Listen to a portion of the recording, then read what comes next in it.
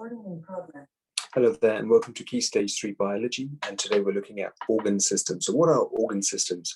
So organs are how human beings function. So our organs are the heart, the liver, kidneys, spleen, and so on, and the brain. And with regards to plants, we're going to have a look at their organ systems. So a plant's basic structure is divided up into 5 different parts. And these 5 parts are the flower, the stem, the leaf, the root, and the root hair right at the bottom of your image here. Different parts of a plant have adapted to a particular job or a function.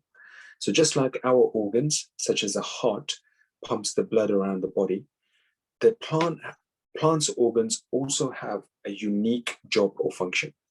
The plant carries out all the 7 life processes, although some are not quite so obvious. Every cell in the plant will carry out respiration. So you've got to learn these 5 different parts of the plant and their organ systems, such as flower, stem, leaf, root, and hair. All right.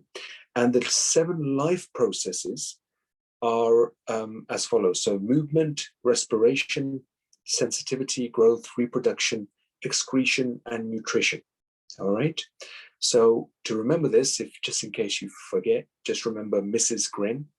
And hopefully you'll remember the mnemonics in terms of what they all stand for as well. Now here you've got a bit more information about what those plant organs actually do and what their job and function are. Once you've read this entire extract, please do answer the questions. And we'll go through all of these techniques in much more detail in our next class. All right.